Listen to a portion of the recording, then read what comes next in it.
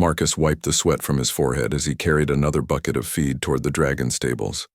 The morning sun beat down on the sprawling compound of the Galactic Dragon Riders Academy, where beings from 100 different worlds came to train with the mighty creatures that served as both transportation and weapons across the known galaxy. He was just a human, and humans weren't supposed to be here at all. Most species considered his kind too primitive, too short-lived, too weak to even clean dragon dung, let alone work in their presence. But Marcus had convinced the Academy's administrator, a tall blue-skinned Zilani named Director Korthak, to let him work as a stable hand in exchange for food and shelter. The dragons here weren't the mythical beasts from Earth's old stories. These were living starships, bioengineered creatures the size of buildings with metallic scales that could withstand the vacuum of space. Their breath wasn't fire but controlled, plasma that could cut through asteroid fields or enemy vessels. Each dragon was bonded to a rider, forming a telepathic connection that allowed them to navigate the stars together. Marcus had been working here for 3 months, ever since his transport ship had been attacked by space pirates near this system. He was the only survivor, and with no way to get home to Earth's outer colonies, he'd taken whatever work he could find. The other stable workers, mostly Kelvins with their 4 arms and chitinous shells, ignored him completely. The riders treated him like he was invisible. Today felt different, though. There was tension in the air that made the dragons restless. Marcus noticed it first in Shadowing, a massive black dragon whose rider was off-world on a diplomatic mission. The creature kept turning its great head toward the sky, amber eyes scanning the clouds with unusual intensity. "Easy, girl," Marcus whispered, approaching with her morning ration of processed metals and nutrients. Shadowing's head swiveled toward him, and for a moment, their eyes met. Marcus felt something strange, like a whisper at the edge of his thoughts. But then it was gone. The Kelvin supervisor, Thrix, scuttled over on his 4 legs. "Human, the morning feeding is taking too long. The Academy expects efficiency, not the sluggish pace of your inferior species." Marcus bit back his response. He'd learned that arguing only made things worse. Instead, he nodded and moved faster, though he noticed that several dragons were now watching him with unusual interest. Their riders would arrive soon for morning training exercises, and Marcus needed to have everything ready. As he worked, he couldn't shake the feeling that something was coming. The dragon seemed to sense it too. Even Ancient Starforge, the oldest dragon in the Academy, had lifted his massive bronze head from his resting place to stare at the sky. The first sign of trouble came as a distant rumble that felt more than heard. The dragons all turned toward the northern horizon, where storm clouds were gathering with unnatural speed. But these weren't weather clouds. Marcus had worked around dragons long enough to recognize the signature of multiple ships dropping out of hyperspace. "Raiders!" someone shouted from the Academy's command tower. The emergency alarms began wailing, their harsh sound echoing across the compound. Marcus looked up to see dozens of sleek, predatory ships descending through the atmosphere. He recognized the design immediately: Vorthak battle cruisers. The Vorthak were a warrior species that had been raiding outlying systems for months, capturing dragons and their riders to sell on the black market. The Academy's defensive systems activated, energy shields shimmering to life around the main buildings.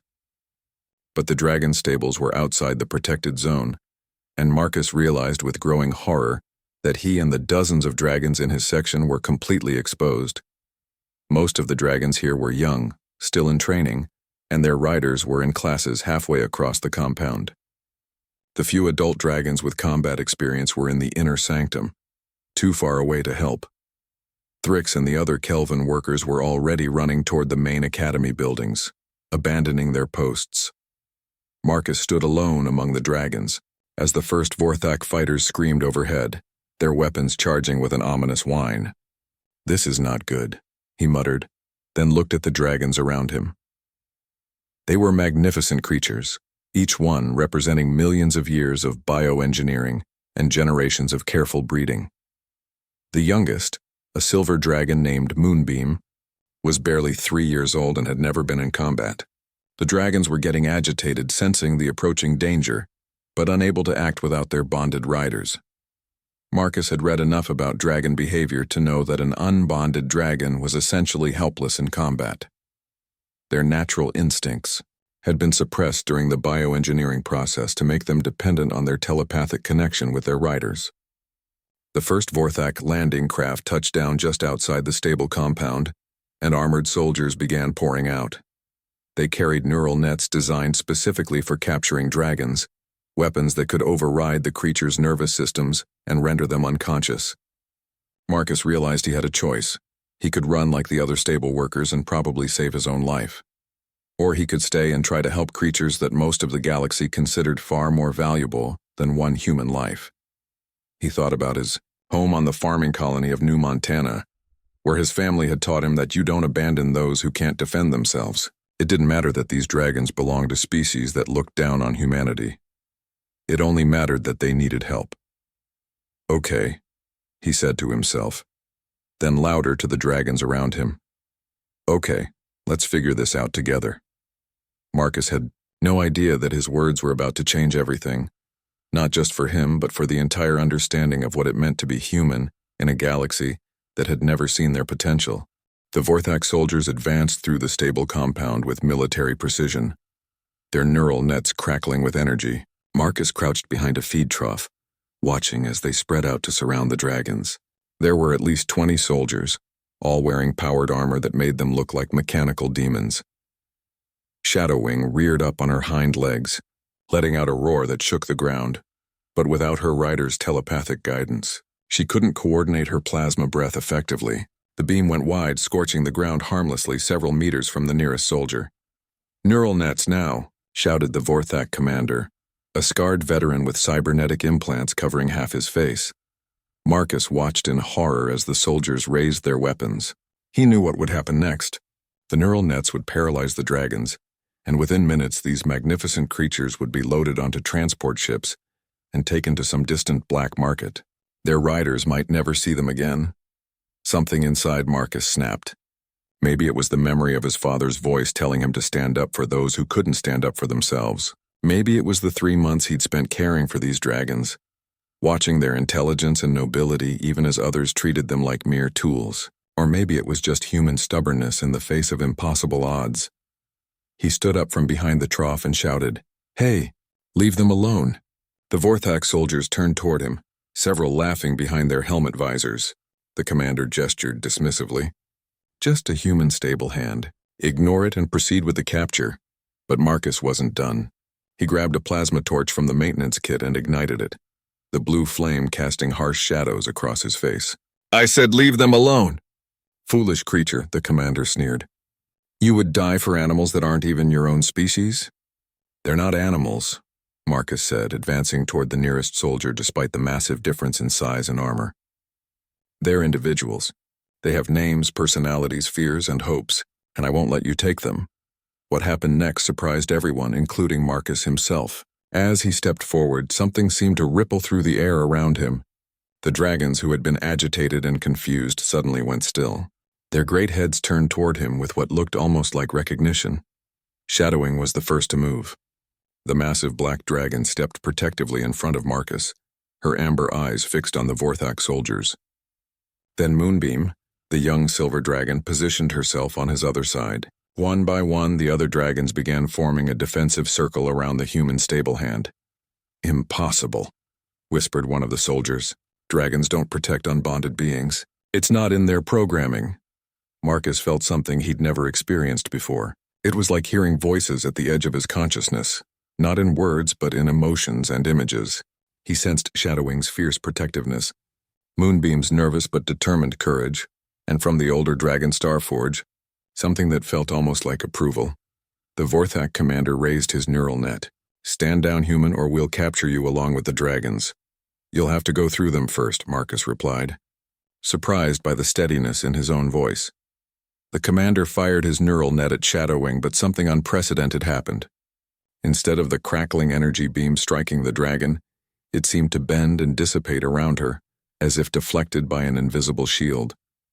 The soldier stared at his weapon in confusion.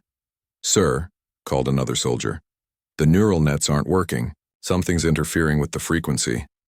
Marcus didn't understand what was happening, but he could feel it building around him. The connection he sensed with the dragons was growing stronger, clearer. He began to understand that what others called the telepathic bond between rider and dragon wasn't actually telepathy at all. It was something else, something that had to do with quantum resonance patterns in consciousness itself. And somehow, impossibly, his human consciousness was resonating with the dragons in a way that no other species had ever achieved. "Fall back," the commander ordered, but it was too late. Starforge, the ancient bronze dragon, stepped forward and released a perfectly controlled plasma beam that melted the commander's weapon without harming the soldier inside the armor. The other dragons followed suit, their breath weapons now coordinated with surgical precision, disabling equipment and vehicles while carefully avoiding lethal force.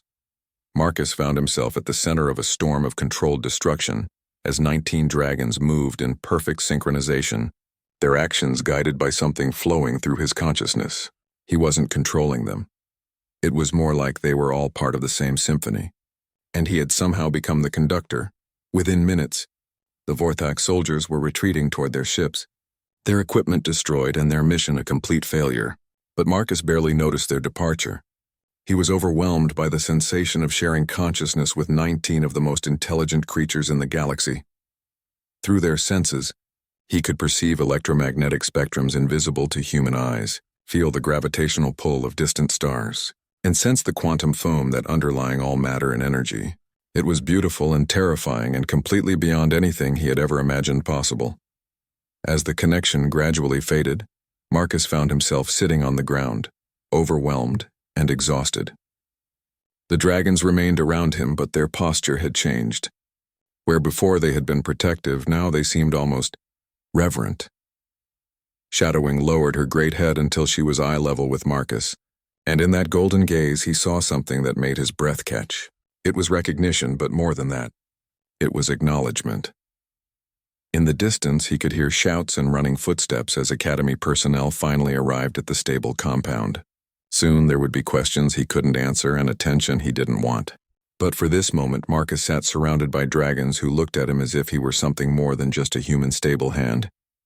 He was beginning to suspect they might be right. Director Korthak arrived at the stable compound within minutes of the Vorthak retreat, his blue skin pale with shock as he surveyed the scene. The tall Zelani was accompanied by several senior instructors and a full security detail, all of whom stopped short when they saw Marcus sitting calmly among the dragons. "Explain this," Korthak demanded, his voice carrying the authority of someone used to commanding respect across a dozen star systems. How did a human stable hand coordinate 19 dragons without any of their bonded riders present? Marcus struggled to find words for what had happened. I don't really know, sir. The Vorthak soldiers were going to capture them, and I couldn't just stand by and watch. When I stepped forward to help, something just clicked. Professor Velnar, the Academy's chief instructor in dragon psychology, pushed through the crowd. The elderly Manthari had studied dragon behavior for over 2 centuries, and his insectoid features were rigid with disbelief. "Director, what this human claims is biologically impossible. The neural pathways required for dragon bonding simply don't exist in primitive species. Their brain structure lacks the quantum consciousness matrices necessary for the connection." "Then how do you explain this?" Korthak gestured toward the dragons who remained in their protective circle around Marcus, despite the arrival of Academy officials. Velnar approached cautiously, pulling out a handheld scanner.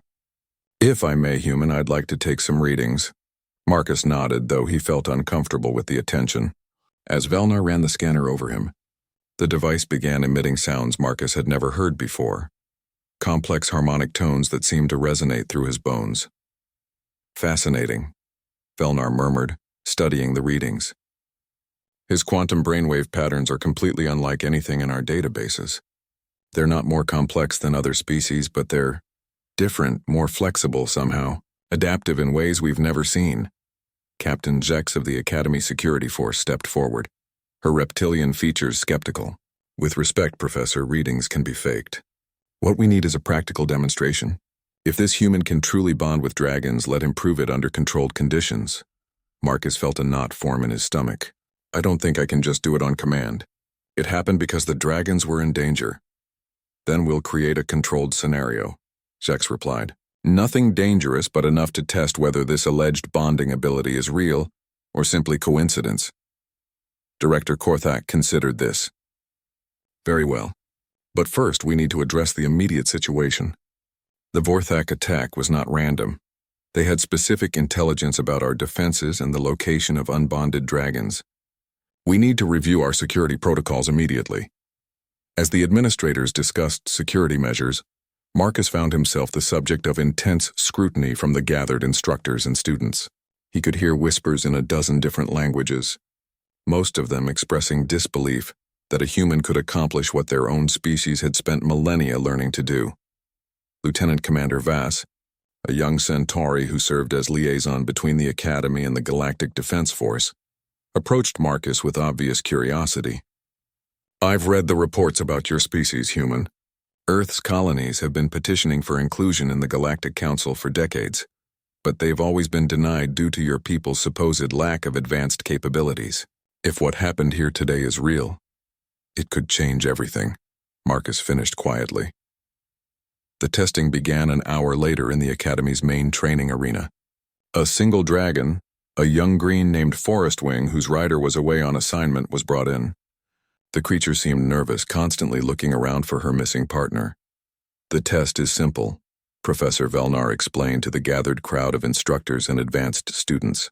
If this human can truly establish a temporary bond, he should be able to guide Forest Wing through basic maneuvers without causing her distress.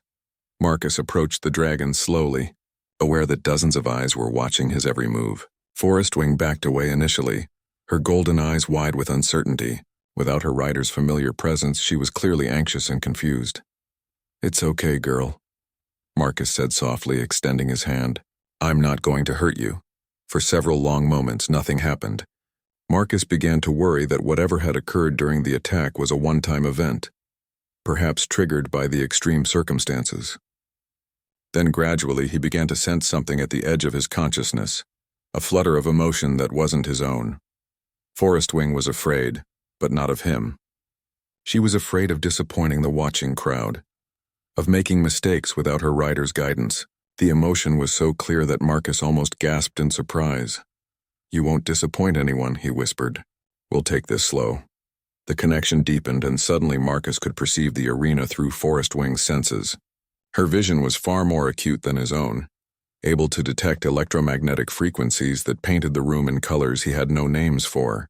Her hearing picked up conversations from across the Academy compound, and her sense of smell could identify the emotional states of every person present. But more than the sensory enhancement, Marcus felt Forest Wing's intelligence. She wasn't just a bioengineered tool. She was a thinking, feeling being with her own personality, dreams, and fears.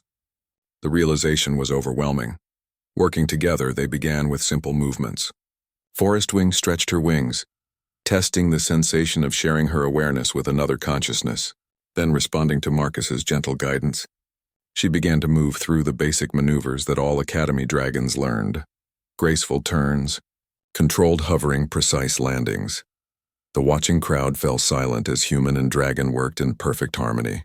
Professor Velnar's scanner was going wild, recording quantum resonance patterns that defied everything the scientific community thought they knew about.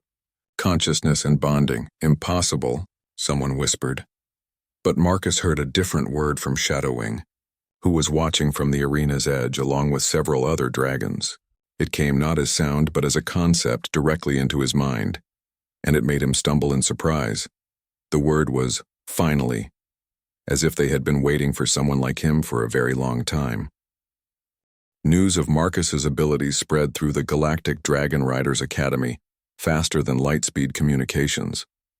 Within hours, representatives from a dozen different species had arrived to witness the impossible sight of a human bonding with dragons. The Academy's guest quarters filled with scientists, military officials, and diplomats, all demanding to see the phenomenon for themselves. Director Korthak found himself in an unprecedented situation. In the 300 years since the Academy's founding, no case of cross-species bonding had ever been documented. Dragons were bioengineered to respond only to specific quantum consciousness patterns that existed in their creator species. the ancient Drac Mori, who had vanished from the galaxy millennia ago, leaving behind only their greatest creation. The implications are staggering, Professor Velnar told the Emergency Council session convened that evening. If humans possess some previously unknown compatibility with Drac Mori bioengineering, it could revolutionize our understanding of consciousness itself. Marcus sat uncomfortably in the council chamber, feeling out of place among beings whose civilizations were older than recorded human history. Representative Corthala of the Centauri hegemony leaned forward, her silver eyes intense with interest. Human Marcus Chen, your homeworld is Earth, correct? A small agricultural colony in the Outer Rim territories? Actually, I'm from New Montana, one of Earth's farming colonies, Marcus corrected. Earth itself is still recovering from the environmental disasters of the 21st century. The hegemony representative exchanged glances with Ambassador Threx of the Galactic Council. And your people have made multiple requests for council membership, all of which have been denied due to insufficient technological advancement. Marcus felt a flash of irritation. We may not have faster-than-light travel or energy weapons, but we're not primitive. We've been exploring our local system for over 2 centuries, and our agricultural techniques are some of the most efficient in the galaxy. Yet you've never demonstrated anything like this ability before, pressed Dr. Naileth, a Rigelian scientist whose 4 eyes were recording every word. How do you explain the sudden manifestation of dragon bonding capabilities? Maybe it's not sudden, Marcus replied thoughtfully. Maybe we just never had the opportunity before. Humans have been banned from dragon academies across the galaxy. How would anyone know what we're capable of if we're never given the chance to try? An uncomfortable silence fell over the chamber. The truth was that human exclusion from most galactic institutions had been based on assumptions rather than testing. Their short lifespans, relative physical weakness, and lack of advanced technology had led most species to dismiss them as unsuitable for important roles in galactic civilization. Captain Jex cleared her throat. The immediate question is what we do with this information. The Vorthak attack today was clearly a probing action. Our intelligence suggests they're planning a larger assault on the Academy within the next few days. How large? Director Korthak asked grimly. Our sources indicate at least 3 battle fleets, possibly more. They're not just after the dragons anymore, they want the human. Word of today's events has already reached the black market, and the bounty on a human who can bond with dragons is substantial. Marcus felt his blood run cold. How substantial? Enough to buy a small star system, Jex replied bluntly. Ambassador Threx leaned back in his chair, his reptilian features thoughtful. This creates a significant diplomatic problem. If we acknowledge that humans possess these abilities, the Galactic Council will be forced to reconsider their species status. But if we don't, we leave them vulnerable to exploitation by criminal organizations. There's another option, said a new voice from the chamber entrance. Everyone turned to see Elder Kithara, one of the oldest dragons in the galaxy, enter the room. The ancient creature was massive, even by dragon standards. Her scales a deep purple that seemed to absorb light. Behind her walked her bonded rider, Commander Daxak of the Elite Dragon Corps, whose expression was grim. Elder Kithara, Director Korthak said, rising respectfully. We weren't expecting you. The great dragon's voice resonated through the chamber, not as sound but as direct consciousness transmission that everyone present could understand. We came as soon as we heard. This human's abilities are not new, they are ancient. Ancient? Professor Velnar looked confused.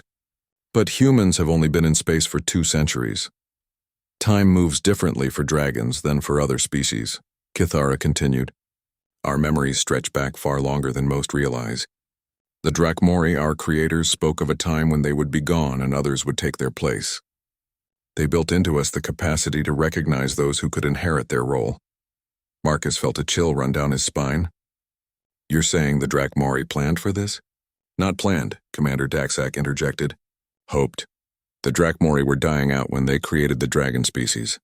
They knew their time was ending, but they wanted their greatest achievement to survive. So they encoded into dragon genetics the ability to recognize and bond with species that possessed certain consciousness patterns.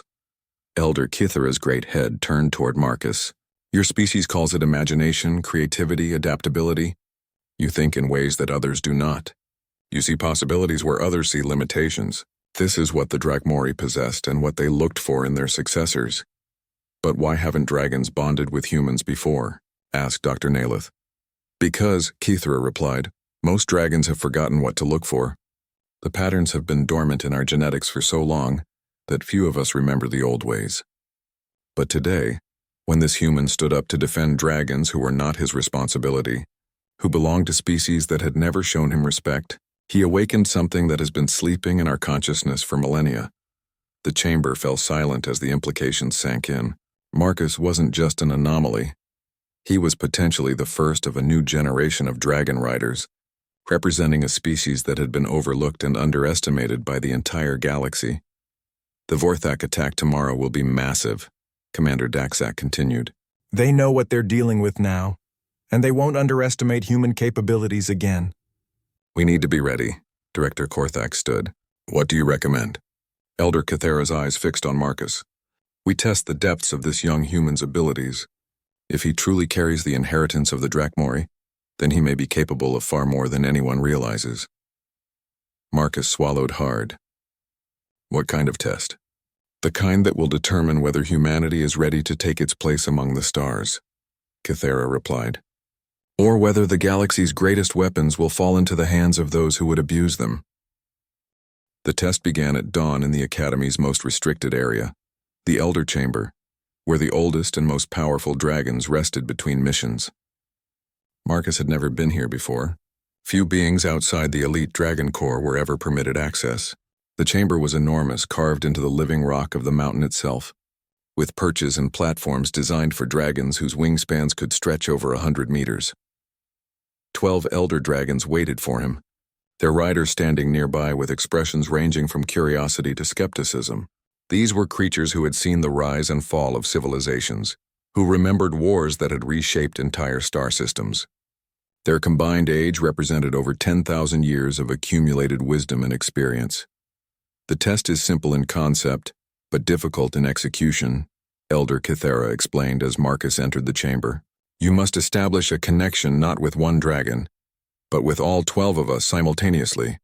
This is what the Drakmori called the Great Linking, a consciousness bridge that allows multiple dragons to act as a single coordinated force. Commander Daxak stepped forward.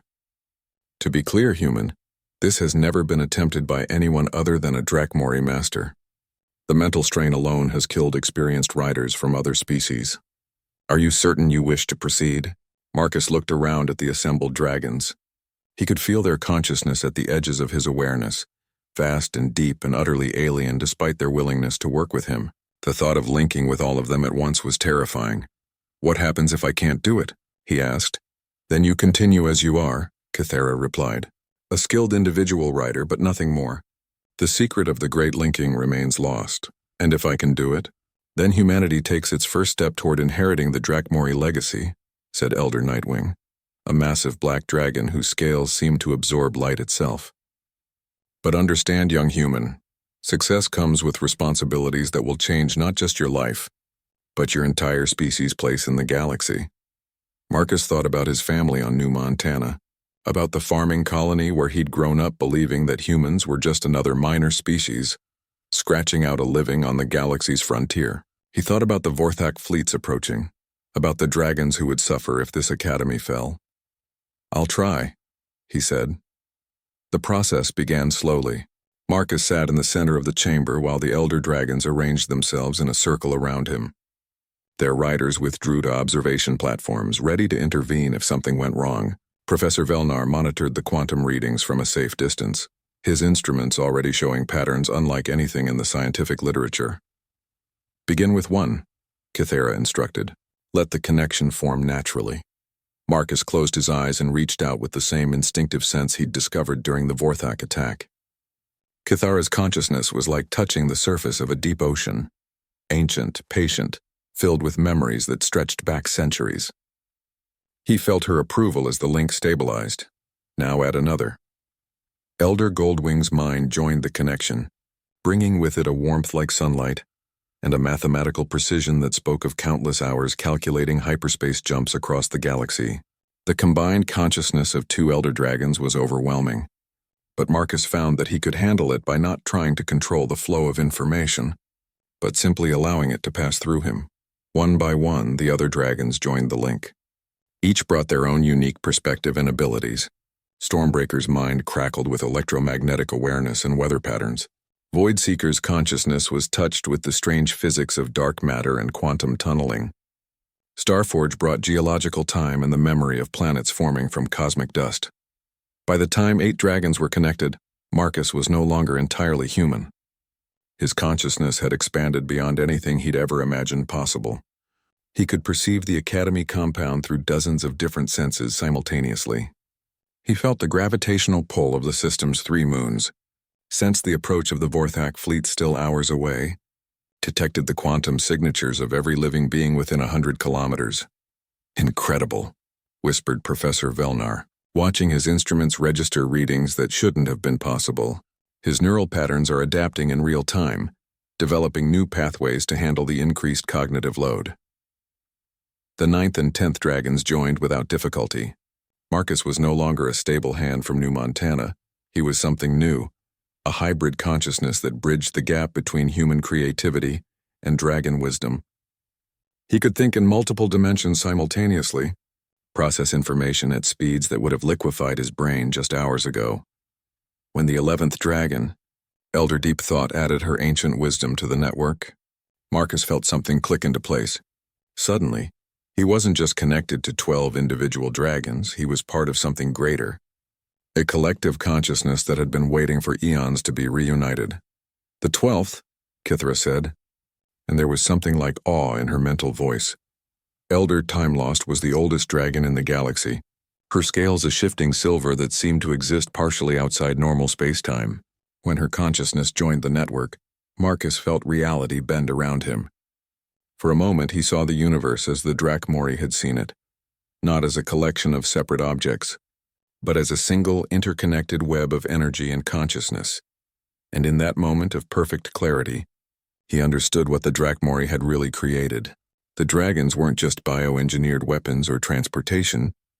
They were living libraries, repositories of knowledge and wisdom accumulated over millions of years of galactic civilization. Each dragon carried within their genetic memory the hopes, dreams, and accumulated learning of their creators. The Great Linking wasn't just a tactical advantage. It was a way of preserving and sharing that knowledge across species and generations. By the void, breathed Commander Daxak, look at the readings. Through the shared consciousness of 12 elder dragons, Marcus could perceive the approaching Vorthak fleets with perfect clarity. 3 massive battle groups, over 200 ships total, armed with weapons designed specifically for capturing and subduing dragons. They would arrive within 6 hours, expecting to find the same disorganized academy they'd probed the day before. Instead, they would face something that hadn't existed in the galaxy for over 1,000 years. A human who carried the inheritance of the Drakmori, linked with dragons who remembered the old ways. Are you ready, young inheritor? Kithara asked through the link. Marcus felt the collective strength of 12 ancient minds supporting him, and for the first time since the crisis began, he smiled. Let's show them what humanity can do. The Vorthak fleets dropped out of hyperspace precisely at noon, their massive warships blotting out the sun as they descended toward the Academy. Admiral Kozak, commanding the operation from his flagship Bloodfang, smiled beneath his battle helm as he surveyed the target below. Intelligence had confirmed that the human who could bond with dragons was still at the Academy, along with dozens of the valuable creatures. Begin the assault, he ordered. Full neural bombardment. I want every dragon on that planet unconscious within 10 minutes. The first wave of neural disruptor beams lanced down from orbit, designed to overload dragon nervous systems and render them helpless. It was a tactic that had worked flawlessly in previous raids. Dragons without their riders were essentially defenseless against the specialized weapons. But today, something was different. The beam struck the Academy's vicinity and simply dispersed. Instead of the concentrated neural assault reaching its targets, the energy scattered harmlessly across electromagnetic shields that shouldn't have been possible to generate. Sir, called the sensor operator, confusion evident in his voice. The neural disruptors aren't having any effect. Something's interfering with the targeting systems. Admiral Kozak frowned. Impossible. Our weapons are specifically calibrated for dragon neural frequencies. Nothing can block them. On the planet below, Marcus stood in the center of the Elder Chamber, his consciousness linked with all 12 ancient dragons and extending outward to encompass every dragon at the Academy. Through their combined awareness, he could perceive the Vorthak assault with perfect clarity, understanding the enemy's weapons and tactics in ways that no single mind could have grasped. "They're using concentrated quantum resonance to disrupt neural pathways," he said, though his voice seemed to come from multiple sources simultaneously. "But they're calibrated for individual dragon consciousness patterns. They can't handle a networked response." Elder Cathera's approval flowed through the link. "The Drakmori faced similar weapons during the ancient wars. Show us what you see, young inheritor." Through the great linking, Marcus shared his perception with every dragon at the Academy. Suddenly, 73 dragons were thinking and acting as a single organism, their individual consciousness patterns weaving together into something that the Vorthak weapons couldn't recognize or target. The first wave of Vorthak fighters screamed down through the atmosphere, expecting to find scattered, confused dragons. Instead, they found a coordinated defense unlike anything in recorded military history. Shadowing and her squadron rose to meet the fighters in perfect formation, their plasma breath weapons synchronized to create overlapping fields of destruction. But they weren't just fighting as individual dragons. They were components of a larger tactical intelligence that could predict and counter every enemy move before it happened. "Impossible," Admiral Kozak muttered, watching his first wave of fighters get systematically destroyed. "Dragons can't coordinate like this without their riders." "Sir," the tactical officer reported, "the dragons are exhibiting behavior patterns we've never seen before. They're anticipating our attack vectors, countering our formations before we can execute them. It's like they're reading our minds. They weren't reading minds." "Exactly, but through Marcus's enhanced consciousness, the linked dragons could perceive the electromagnetic signatures of the Vorthak ship's guidance systems, predict their targeting solutions, and coordinate responses faster than the enemy computers could calculate new attack patterns." The second wave of Vorthak forces included ground assault troops with heavy neural nets and capture equipment. They landed in the valley below the Academy, confident that their overwhelming numbers would make up for the unexpected aerial resistance. They were wrong.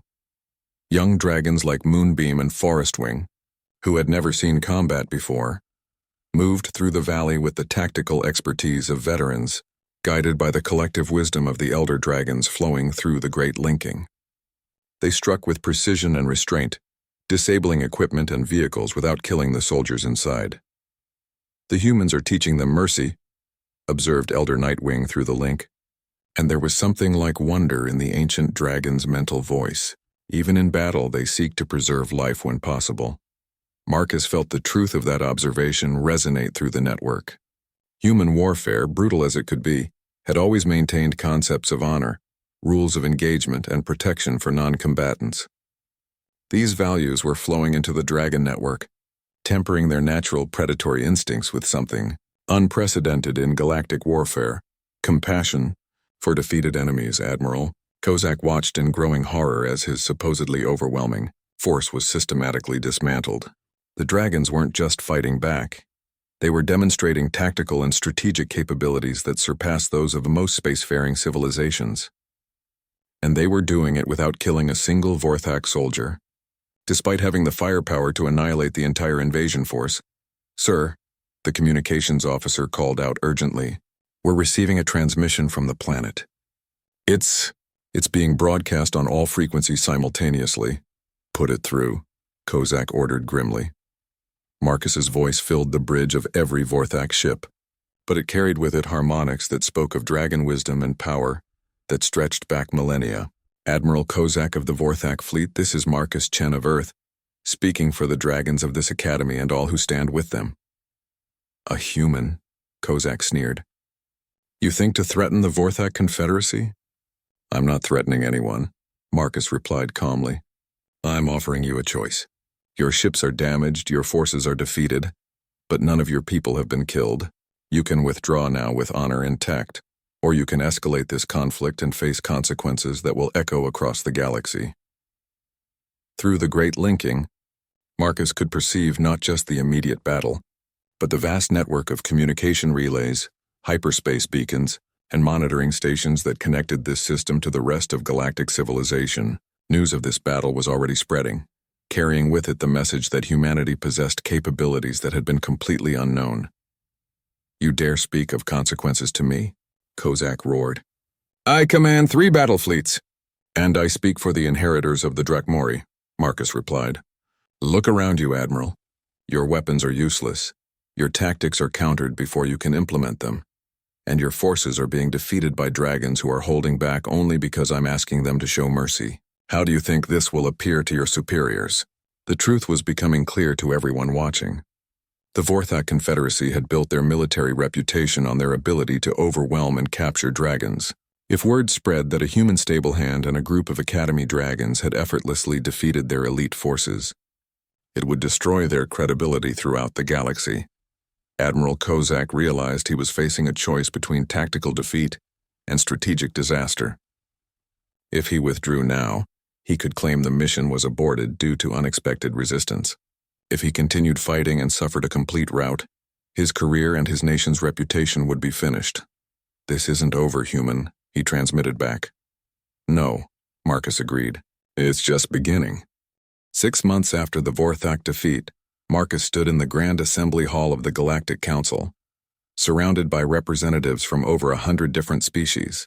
The hall was ancient, its crystalline walls carved from a single asteroid and designed to amplify consciousness-based communication.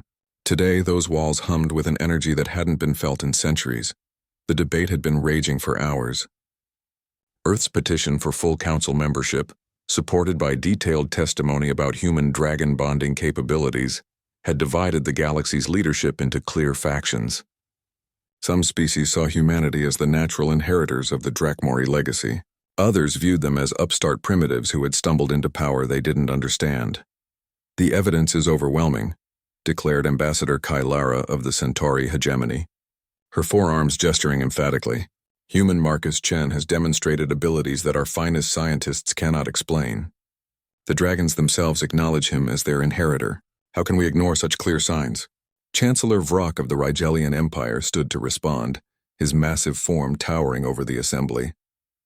"Abilities, yes. But what of wisdom? What of experience? The humans have been in space for barely 2 centuries. They know nothing of galactic politics, of the delicate balances that maintain peace between 1,000 worlds." "Perhaps that's exactly what we need," said Elder Kythera, her mental voice carrying across the chamber with absolute clarity. The ancient dragon had taken the unprecedented step of addressing the council directly, her massive form resting on a platform designed specifically for this moment. "The old ways have led us to stagnation. The same species have held power for millennia, following the same patterns, making the same mistakes. The Drakmori chose to fade away rather than continue in sterile perfection. Perhaps it's time for fresh perspectives." Marcus felt the weight of 1,000 eyes upon him as he stepped forward to address the assembly. 6 months of intensive training with elder dragons had changed him in ways that went far beyond his expanded consciousness abilities. He carried himself with confidence born of having faced down impossible odds and emerged victorious. "Honored representatives," he began, his voice carrying clearly through the chamber's acoustics.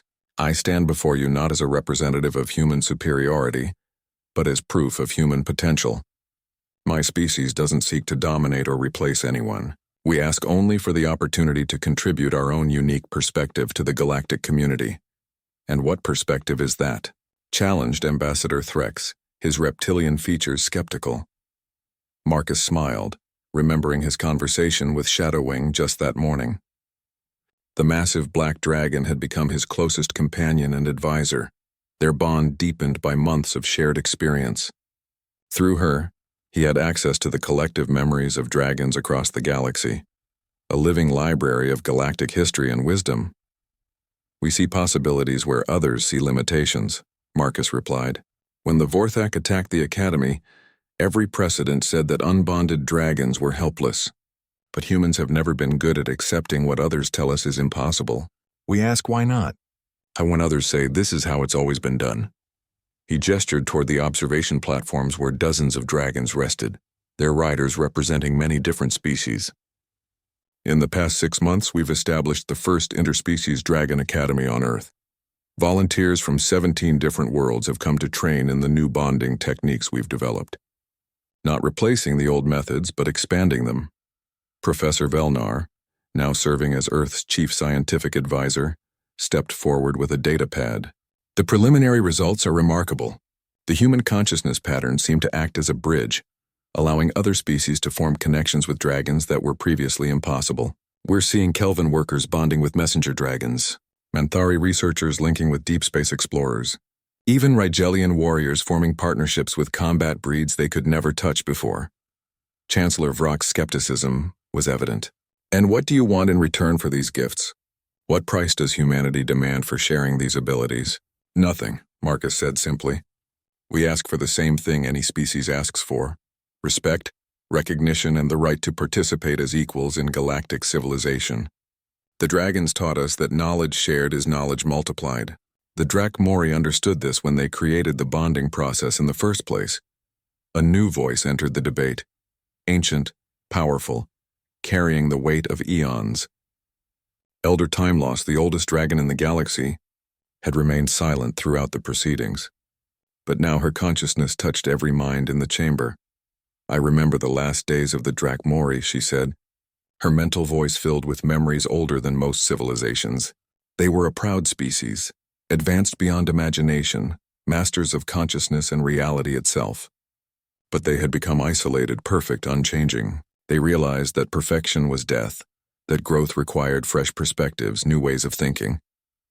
The chamber fell completely silent as the ancient dragon continued. They designed us not just as weapons or tools, but as guardians of potential. We were meant to recognize and nurture species that could carry evolution forward.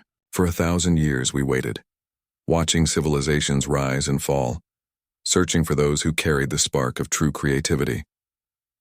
Her great head turned toward Marcus.